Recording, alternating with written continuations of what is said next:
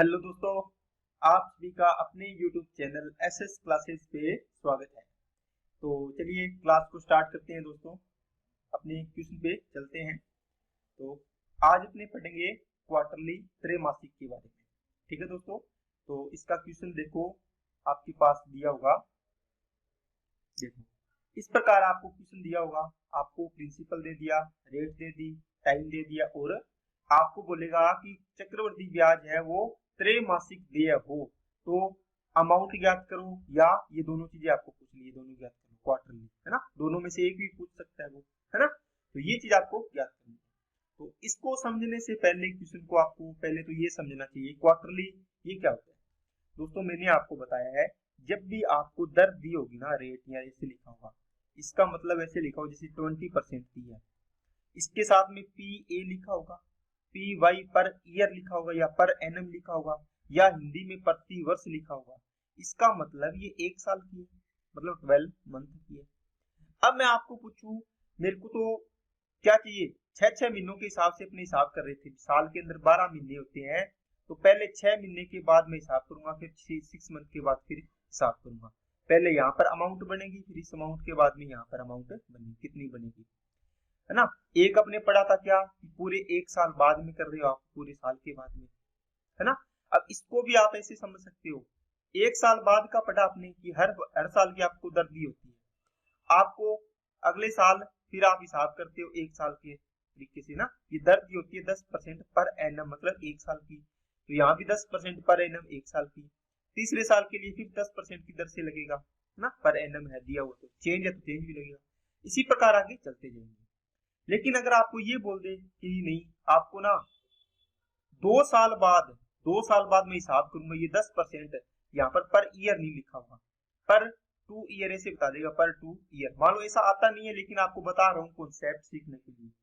तो इसका मतलब है आपका 10% की दर से 2 साल के लिए लगेगा ये ब्याज, फिर उसके बाद फिर अगले 2 साल के लिए, मतलब 2-2 साल के लिए दे देगा। लेकिन ऐसा सवाल आता नहीं है, ठीक है। इसको आप छोड़ दो, क्योंकि इसमें 1 साल बाद हिसाब करे तो 1 साल, तो 2 साल का उसने बोल दिया कि मैं 2 साल के बाद हिसाब करूंगा, पर 2 साल मतलब पर 2 ईयर, तो आप 2 ईयर के बाद में उसका अमाउंट बनाओगे। ठीक है दोस्तों। अब देखो, मतलब 2 साल का आप 10% ब्याज ले रहे हो, उसका मतलब तो ये हुआ पर 2 ईयर का। यही बात है ना, जो भी प्रिंसिपल होगा तो प्रिंसिपल पर ऐसे मत करना, आप 2 साल का 10-10 की दर से दर लगाओगे उसमें। ये तो 1 साल बाद कर रहे हो, इससे मतलब हर साल आप हिसाब कर रहे हो, तो अपने यहाँ पे लगाते अगले साल भी 10% लगेगी। लेकिन उसने एक साथ ही बोल दिया कि 2 साल बाद ही मैं एक बार हिसाब करूंगा, यहाँ के बाद यहीं पर, तो एक A1 अमाउंट बढ़ेंगे यहाँ पे, यहाँ तो A1 यहाँ बन जाती है 1 साल बाद, या A2 बढ़ती। इसका मतलब प्रिंसिपल का 110/100 आता है यहाँ पर, लेकिन यहाँ पर प्रिंसिपल का 110/100 आता, फिर 1 साल 10% और लगता, तो प्रिंसिपल का 110/100 इंटू 110/100 2 बार आता। लेकिन यहाँ पर तो प्रिंसिपल का 110/100 ही आएगा अमाउंट ना, तो ये चीज है। अब देखो दोस्तों, अब ये तो समझाने के लिए लिखा था आपके लिए। अब आपको देखो यहाँ पर दे दिया, पहले अपने पढ़ा था 1 साल के अंदर, 1 साल के अंदर 2 बार हिसाब करते हैं, ये 6 मंथ और ये भी 6 मंथ, है ना। तो आपकी पूरे साल की 10% पर एनम दी है इसने दर, मतलब साल की पूरे 12 मंथ की, आपको साल में 2 बार मतलब 6 मंथ बढ़ेंगे, तो 6 महीने की निकाल लो, कितनी आ रही थी 5। अब आपके पास ये दे देगा कि साल में मैं कितने कितने, अरे टोटल 12 मंथ होते हैं, ठीक है। अगर 4-4 महीने से हिसाब करेगा तो कितनी बार करेगा, ये 4 मंथ आ गए, ये 4 मंथ आ गए, ये भी 4 मंथ आ गए, तो पूरे साल की दर है ना, जैसे 12% है, तो ये 4 के डिवाइड कर दो, कितने, फिर 3 में डिवाइड कर दो, 1 2 3 हो गया ना, तो ये कितनी आ जाएगी, 4-4% आ जाएगी। देखो टोटल 12% बन जाएगी, ठीक है। आपको देखना है 12 मंथ की आपके पास दी होती है, आपको देखना है कि आप कितने महीनों के बाद हिसाब कर रहे हो। आप बोल रहे हो मैं तो 4 महीने के बाद हिसाब करूंगा, तो 4 मंथ का डिवाइड करो, कितनी बार करोगे, ये बार आ जाएगा इसका, 1 2 3 बार आ गया। इसका मतलब है जो दर है 12%, इसको बांट दो, 3 से डिवाइड कर दो, तो ये आ जाएगा 4, तो 4-4% आ गया। अगर आपको 2-2 महीने से हिसाब करना है, देखो 1 2 3 4, 1 2 3 4 5 और ये 6, इतना बन गया मान लो एक साल में, 1 2 3 4 5 6, तो यहाँ पर कितनी आएगी, 2-2% आ जाएगी। देखो आएगी कि नहीं आएगी, लेकिन इतना लंबा नहीं बढ़ेगा। इसका मतलब अगर अपने इसको ऐसे समझे कि सर 1 2 3 4 5 6 अगर आपको 2% पर एनम दी होती, मतलब एक साल की 2%, तो ये कितने साल का बन जाता? 6 साल का, है ना। लेकिन इसने एक साल को डिवाइड कर दिया, मतलब 6 बार आपका अमाउंट बढ़ाना है। तो जो 6 साल के लिए अपने हल करते हैं वही इसको हल करने में टाइम लगेगा बस, है ना, जो ये तरीका लगाना है। लेकिन जो इसकी एक साल की दर 12% थी मान लो, है ना, सपोज करो, तो इसको अपने 6 से 6 बार हिसाब करोगे साल में, तो 6 दूनी 12, 2% आ जाएगी 2 महीने। ओके, इस प्रकार आपका एक बनेगा। अब देखो दोस्तों, इसने पूछा क्वार्टरली, है ना, क्वार्टरली का मतलब त्रैमासिक। तो देखो दोस्तों, अब आपको समझना है त्रैमासिक, इसका मतलब है हर 3 मंथ के बाद हिसाब करेगा, 3 मंथ के बाद, है ना, अगले 3 मंथ के बाद, फिर यहाँ से अगले 3 मंथ के बाद, इसी प्रकार चलेगा। तो क्वार्टरली का मतलब होता है हर 3 महीने बाद वो हिसाब करेगा। तो यहाँ पर प्रिंसिपल है पी, तो यहाँ पर अमाउंट बनेगी, क्योंकि यहाँ पर जितना परसेंट ब्याज है वो लगेगा, अमाउंट बनेगी। जो ये अमाउंट बनेगी इस पर फिर ब्याज लगेगा, R% है मान लो, तो यहाँ पर फिर अमाउंट 2 बनेगी, फिर इस पर ब्याज लगेगा तो R% की दर से यहाँ पर A3 बनेगा। इसी प्रकार आगे चलता है, ठीक है ना। तो सेम तरीका लगाना है, ताकि सेम ही तरीके से आपको सवाल समझ में आ जाएगा, ठीक है दोस्तों। बस यहाँ पर ये होगा कि आपको जो दर दी होगी ना, उसको आपको जितना टाइम दिए उसके अकॉर्डिंग बनानी है, समझ गए। चलिए अब देखो क्वेश्चन क्या है। 20% आपको दर दे रखी है दोस्तों, ठीक है, आपको ये एक साल की दे रखी है, देखो 20% पर एनम, तो मतलब आपको 20% दिए दोस्तों, कितने की? 12 मंथ की। आपको कितने की चाहिए? ये देखो क्वार्टरली आपको करना है, मतलब हर 3 महीने बाद। तो कितने? हर 3 महीने, एक 3 महीने की निकाल लो, कितनी आएगी? 4 4 5 30, तो 5% आएगा, है ना, क्वार्टरली। कितनी आएगी दोस्तों? 5% है क्वार्टरली। अब देखो क्वार्टरली के 6 महीने में कितने बनेंगे स्लॉट? आप बोलो सर 6 महीने में हिसाब करना है इसमें टोटल, तो 6 महीने में देखो कितने स्लॉट बनेंगे क्वार्टरली के? 3 मंथ के बनेंगे ना, 3 के कितने बनेंगे? 2 ही बनेंगे। तो यहाँ पर 3 महीने बाद हिसाब होगा, यहाँ पर भी 3 मंथ बाद हिसाब होगा। तो यहाँ से देखो 20,000 रुपये था, ठीक है, इस पर कितना कितना परसेंट लगेगा? 5%। तो ये 5% की दर से तो यहाँ पर अमाउंट बनेगी 20,000 का 105/100। ओके, अब ये जो अमाउंट आया है, अब यहाँ पर अमाउंट बनेगी, इस पर फिर R% लगेगा, R का मतलब 5%, तो 20,000 इंटू 105/100, ये तो आया हुआ था 3 महीनों का। अगले 3 मंथ के लिए ब्याज लगेगा इस पर, जो यहाँ पर अमाउंट आ रही है, ये इसको सोल्व करेंगे तो आंसर आ जाएगा। अब देखो दोस्तों, वही तरीका पहला, आपने 2 साल के लिए क्या लगाया, जैसे मान लो आपको मैंने रेट दे दिया 5%, है ना, 5% पर एनम, टाइम दे दिया 2 साल, ठीक है, आपको प्रिंसिपल दे दिया 10,000 या 1000 मान लो। आप क्या करते थे, 2 साल के लिए है तो आप करते थे 5x + y + xy/100, है ना, दोनों से CI की दर निकालते थे, तो 10.25 आती। तरीके बता रहा हूं मैं आपको। आप करते थे ट्री मेथड भी, ट्री मेथड से इसका कितना आएगा 1/20, तो 2 साल के लिए तो 400 मानते थे यहाँ पर प्रिंसिपल, फिर यहाँ पर पहला साल दूसरा साल इस प्रकार 3 साल 4 साल का है तो निकालते थे। तो देखो दोस्तों, आप ये यहाँ पर ईयर लगा है तो इसमें ये मेथड लगा देते, तो यहाँ पर तो ये आपको दे दी, पहले 3 मंथ की 5% है, दूसरे की 5% है, इसमें भी यही तरीका लगाओ। पहला तरीका क्या दोस्तों, CI की दर लगा लो, कितनी? 5 + 5 + 5 × 5/100, तो कितनी आएगी? 10.25%, है ना। तो सेम तरीका तो सेम है, ये साल के लिए दी थी, ये आपने क्वार्टरली निकाली है, तो क्वार्टरली का निकाल दो, तो आपका CI कितना आ जाएगा? मूलधन कितना है? 20,000, 20,000 का 10.25% निकाल दो, तो नीचे कितना आ जाएगा? 4 जीरो आ जाएगी, ये इससे कट जाएगा, इसका डबल कर दो, 2,050 रुपये आंसर आ जाएगा इसका। ओके, दूसरा तरीका 5% है, 1/, कितनी आएगी? 20, 2 साल, मतलब 2 साल नहीं बनेगा, 3 महीने के 2 स्लॉट बनेंगे, देखो 2 बार, ये आप कितनी बार इसका ब्याज दे रहे हो, हिसाब कर रहे हो, 2, तो 20 की पावर कितनी हो जाएगी? 2, मतलब 400। पहले साल ब्याज मिलेगा 1/20, दूसरे साल 1/20, 20 का 1/20 1, ये ब्याज मिल गया। अब किसकी वैल्यू दी है, देखो मूलधन 400, 400 की वैल्यू दी है 20,000, कितना हो गया? 50 गुना हो गया, इतना ही बढ़ेगा ना।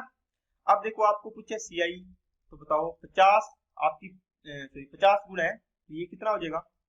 कितने की वैल्यू निकाली? 40 और 41 इंटू 50 हो जाएगा, 5 5 के 20, ये हो गया इसका आंसर, ठीक है, ट्री मेथड से। तो इस प्रकार आपको ये सवाल करने होंगे, आराम से आप इस सवाल को कर सकते हैं। नेक्स्ट क्या है दोस्तों, अब आपका टाइप इसका हो गया चेंज दोस्तों, क्या वो सवाल आपके मैंने करवा दिए क्वार्टरली वाले, इसी प्रकार आपको चेंज करके ऐसे सवालों को करना है। चलिए, 1600 रुपए की राशि 25% वार्षिक चक्रवृद्धि ब्याज की दर से कितने समय में 25 रुपए हो जाएगी।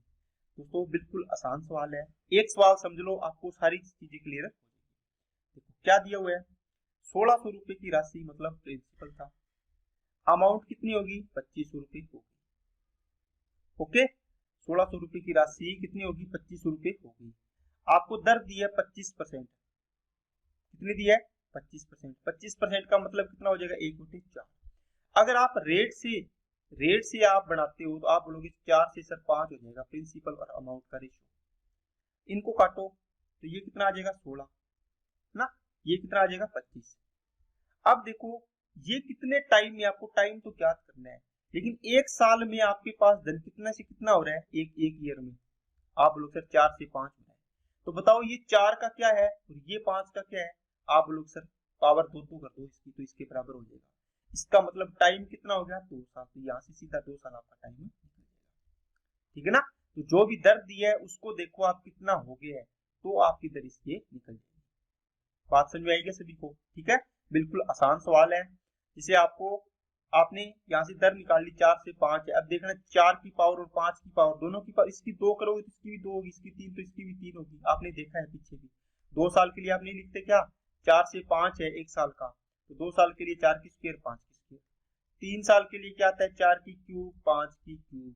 4 साल के लिए क्या आता है 4 की 4 5 की 4, है ना, इस प्रकार आप पावर करते जाते हैं। चलिए दोस्तों नेक्स्ट पे, 1512 रुपए की राशि 16 से 2/3% प्रति वर्ष पर एनम आएगी, सीआई चक्रवृद्धि ब्याज की दर से कितने समय में 2401 रुपए हो जाएगी।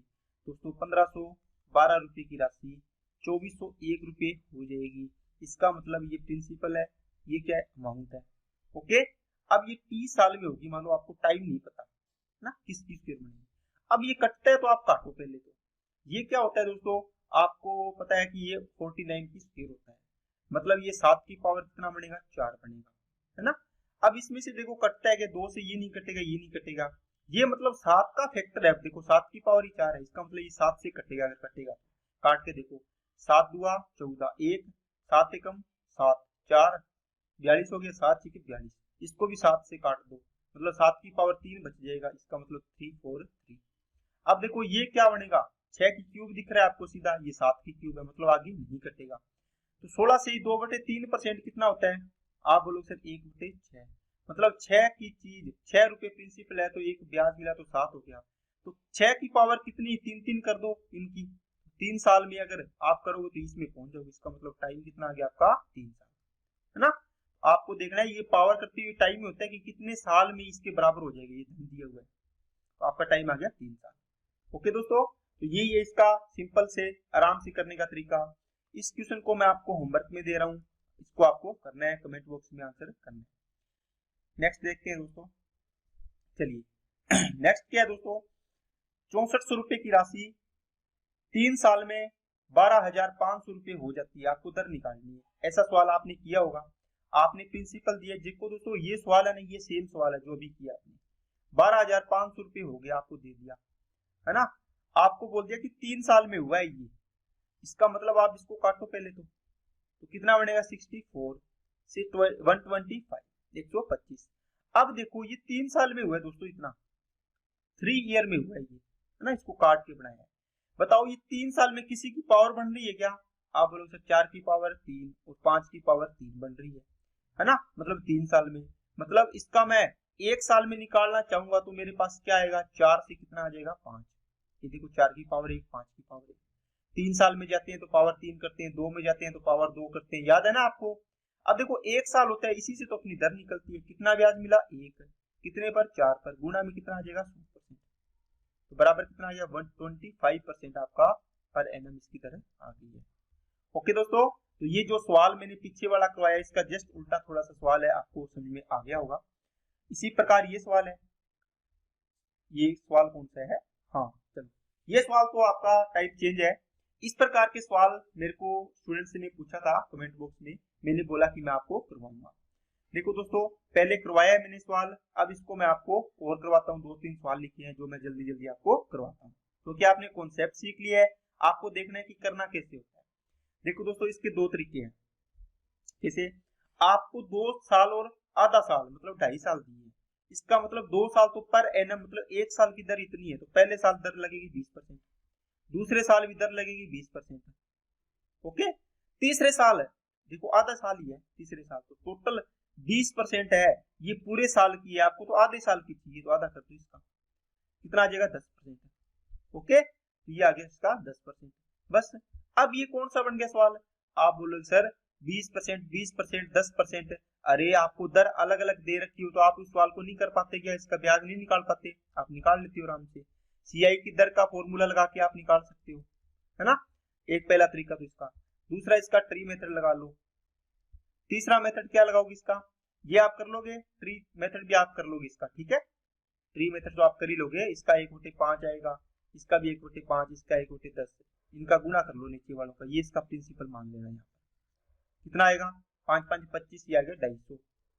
पहले साल ब्याज 1/5 मतलब 50, दूसरे साल ब्याज 5 85 आएगा ना, 85 आएगा 1/5 मतलब 20% निकाल लो आप, 20% पे दूसरे साल भी 20%, तीसरे साल 10%, इसका 10% कितना आएगा? 25, ठीक है। ये सॉरी, इसका नहीं निकाला था मैंने ना, 1/5, इसका 1/5 10 आना था। यहाँ इसका डबल मत कर देना, क्योंकि अब की बार यहाँ 10% दर है, यहाँ पर तो 20 चल रही है। जब सेम होता है ना पूरे हर साल के लिए, तब अपने इसको डबल करते हैं। तो 10% का मतलब 1/10, इसका 1/10 25, इसका और इसका तीनों का ऐड करके 1/10 निकाल सकते हो। 100, 110, 110 का 1/10 11, ये टोटल ब्याज बन गया, है ना। तो ये आगे इनको जोड़ लो, आपका आंसर आ जाएगा। आप ये 250 है, ये 10,000 की वैल्यू दे रखी है इसमें रेशो में, ये तो आपको पूछा है कितना? 50, 75, 76, 86, 96, 96 आ गया आपका सीआई। इसकी वैल्यू आपको निकाल सकते हो आप। 250 की वैल्यू इतनी, कितना हो गया? 40, 25 चौके 100, और ये 40 गुना हो गया, ठीक है। इसको भी 40 गुना कर दो, आपका आंसर आ जाएगा, ठीक है। ये हो गया इसका ट्री मेथड। दूसरा, इसमें क्या लगाओगे आप? 10,000 रुपए की राशि है, पहले साल 20% की दर से 120/100, दूसरे साल भी 20% 120/100, तीसरे साल 10% 110/100, ये आगे की अमाउंट, ठीक है। आपको इंटरेस्ट निकालना है सीआई, अमाउंट आएगी उसमें से प्रिंसिपल माइनस कर देना, इसको सोल्व करके तो आपका आंसर आएगा। आसान सवाल है दोस्तों, बिल्कुल कोई भी दिक्कत वाली बात नहीं है। अब देखो दोस्तों, इसको एक तरीका और लगाओगे आप, क्या? ट्री मेथड जो मैंने बताया, इसी को मैं दोबारा बता रहा हूँ। आपने इनको गुणा करके आपने मान लिया 250 रुपए, इसका क्या मान लिया? सॉरी 250 नहीं, जैसे आपको दे दिया, इसमें ना आपने ये किया 10,000 रुपए दे रखा है, 20% दर दे रखी है, 2.5 साल दे रखा है आपको, है ना। आपने इसमें कुछ भी चेंज नहीं किया, आपने इसके अकॉर्डिंग ही मूलधन मान लिया। मान लो 1/20, 20% का मतलब 1/5। देखो आपको बोला था 2 साल और आधा साल हो रहा है, इसका मतलब अगर इसको मानेंगे अपनी मूलधन तो कितने साल का मानेंगे? 2 से ऊपर है तो 3 साल का, 3 से ऊपर हो तो 4 साल का, 1 से ऊपर हो तो 2 साल का, ठीक है ना। तो आपको बताया तो 5 की कितना मानू? क्यूब, तो 125 आएगा। अब इसका निकालो, हर साल के लिए 20% की दर से मैंने एक बार इसको देख लिया, 20%, 20%, 20%, समझिए क्या? 2 साल और ये तीसरा साल, 1/5 करो कितना आएगा? 25, 1/5 करो कितना आएगा? 25, 25 का 1/5 5, तीसरे साल के लिए 1/5 25, इन सभी का 1/5 करो, 25, 50 और 55 11 आएगा।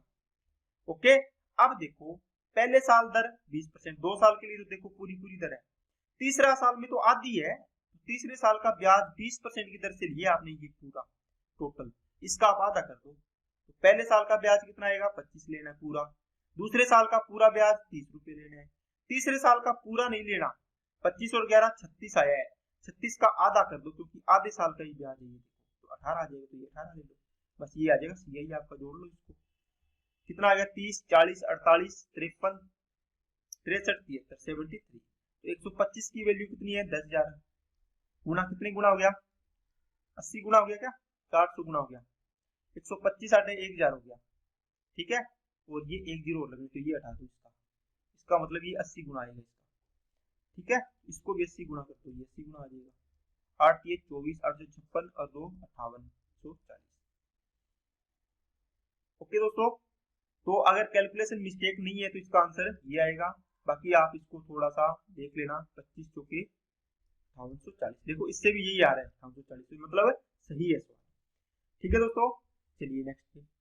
अब देखो ये सवाल है, इसके लिए मैं इसको देखो, अब इसके लिए क्या मानोगे आप बोलो सर इसको 1/8 लिखेंगे, इसको सोल्व करके आएगा ना 12.5%। इसका 1 से ही 2/3 है, तो इसको आप क्या करोगे, 2 साल का मूलधन मान लो, इसका 8 की स्क्वायर मानोगे, कितना आएगा 64। पहले साल का ब्याज कितना आएगा, 1/8 करोगे इसका 8 रुपए। दूसरे साल का ब्याज भी कितना आएगा 8 रुपए। ठीक है, 8 पर 1/8 करोगे तो 1 आएगा। ठीक है, ये तो पूरा पहला साल, देखो 1 साल तो पूरा है इसमें, लेकिन दूसरा साल पूरा नहीं है, 2/3 पार्टी है इसका पूरे साल का। इसका मतलब पहले साल का ब्याज तो पूरा 8 लेना है, दूसरे साल का ब्याज 8 और 1 9, तो 9 का 2/3 ले लो, 9 तो पूरे साल का है, आपको तो 2/3 साल का चाहिए, तो 3 3 9 3 2 6, तो ये 6 रुपए पे आ गया। सीआई कितना आ गया दोस्तों 14। आपको 64 की वैल्यू दी हुई है 128.00, मतलब 12,800। कितने गुना है, 64 दूना मतलब 200 गुना, इसको भी आप 200 गुना कर दो, तो 14 दूना 2800, इसका मतलब आपका आंसर आ गया 2800 रुपये। क्या बात समझ आई क्या सभी को? अगर आप इसको दूसरा तरीका करोगे, इसमें वो तरीका मत लगाना सीआई की तरह वाला, x plus Y plus X Y 100 वाला, क्योंकि इसमें ये फ्रैक्शन में है, तो फ्रैक्शन में ये तरीका कॉम्प्लिकेटेड बन जाता है, इसलिए ये लगाना जरूरी नहीं है। ओके दोस्तों, आप इस प्रकार इसको कर सकते हैं। ठीक है, चलिए दूसरा तरीका इसमें एक और है, क्या 12.5% पहले साल तरह आगे मान लो, पूरे 1 साल तो पूरा है ना इसमें, देखो दूसरा साल कितना है 2/3 ही है, 12.5%, इसको लिखो 25/2% दूसरे साल के लिए, ये तो पूरे साल की होती है, इसका 2/3 निकालना है आपको, 2/3 साल, तो इसको काटो 25/3% आ जाएगी, है ना। अब इन दोनों से आप जैसे मर्जी हल कर सकते हो इसको, इसका 1/8, इसका 1/, कितना आ जाएगा 12, इसको हल करोगे तो नीचे 100 आएगा, 25 चौके 100, 1/12। नीचे वालों का मूलधन मानते हैं 12 96 मान लिया। पहले साल 1/8 लगेगा ना 12.5% की दर से, तो ब्याज कितना आएगा दोस्तों 12 रुपए। दूसरे साल 1/12 की दर से 8 रुपए ब्याज आएगा, 1/12 की दर से 1 रुपए ब्याज आएगा। तो अब आपको ना इसको दूसरे साल को वो नहीं करना 2/3, क्योंकि 2/3 तो आपने दर को पहले ही कर लिया, यहाँ पर दर को पहले नहीं किया, देखो ठीक है ना, इसलिए इसको जोड़ लो। 96 की वैल्यू कितनी है 12,800, आपको चाहिए 12 और 8 20 और 1 21 की वैल्यू चाहिए आपको, वो निकालनी है, आप निकाल सकते हो आराम से। ओके, चलिए नेक्स्ट सवाल सेम है दोस्तों, इसको भी आपको करना चाहिए, आपसे आराम से ये सवाल हो जाएगा, कोई भी इसमें दिक्कत नहीं आएगी आपको। तो उम्मीद करता हूँ ये आपको होमवर्क में दे रहा हूँ मैं आपको, ठीक है। देखते हैं आपको इतनी बात समझ में आई तो ये सवाल आप आराम से कर लोगे, इसमें कोई भी डाउट नहीं होगा। अगर कोई डाउट है तो आप मेरे को कमेंट बॉक्स में लिख देना, मैं आपको इसके 2-4 एग्जांपल और करवा दूंगा, ठीक है। लेकिन आप पहले कमेंट बॉक्स में लिखने से पहले आप इस वीडियो को अगर एक बार नहीं समझ में आई तो 2 बार देखना, 3 बार देखना, आपको डेफिनेटली हर एक चीज समझ में आएगी, क्योंकि मैंने हर एक चीज को ब्रीफ में धीरे धीरे सारी चीजें आपको बताई है। ओके दोस्तों, तो आज के लिए इतना ही, बाकी अपने नेक्स्ट वीडियो में मिलते हैं। Okay, thank you.